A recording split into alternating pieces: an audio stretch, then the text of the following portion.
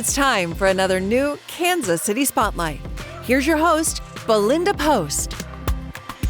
It could be your favorite song or your daughter's laugh, but when the sounds of joy become distant, you must take action. Taylor Parker of Hearing Healthier joins us now to explain how some of that hearing loss starts. Taylor, thank you for joining us. Thanks for having me.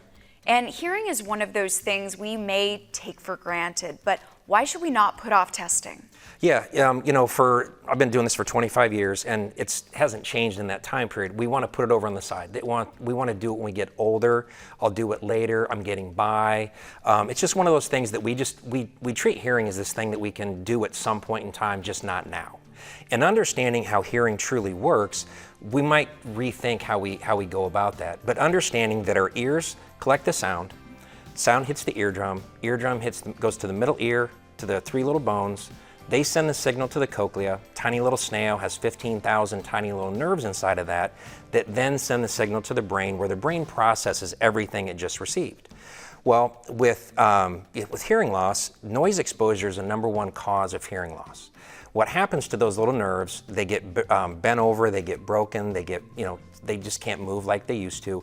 They can't send the full signal to the brain. The brain then has to compensate. It has to rob resources from other areas to help compensate for that untreated hearing loss. The two areas that it pulls from is cognitive, which is how we process information, and then balance and gait.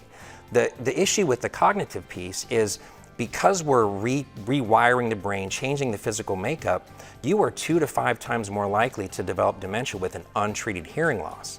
So really understanding the impact of not treating our hearing today, of what it's actually doing to our brain.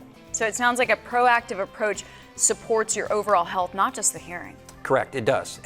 Studies show that wearing hearing aids reduces dementia symptoms by up to 75% and can improve cognitive decline within 2 years by up to 49%. So treating your hearing loss really is important. Okay, I think you've got everybody's ear now, and I'm saying that tongue in cheek, but where can people go for more information? Yeah, if you just go to our website, hearinghealthier.com, you can get all of your information, and you can book your free hearing screening right there. We have an office in Leawood and one in Olathe coming soon. Well, Taylor, thank you so much for that very clear breakdown. We appreciate it. Thanks for having me.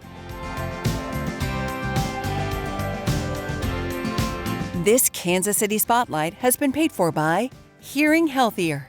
For more information, visit hearinghealthier.com.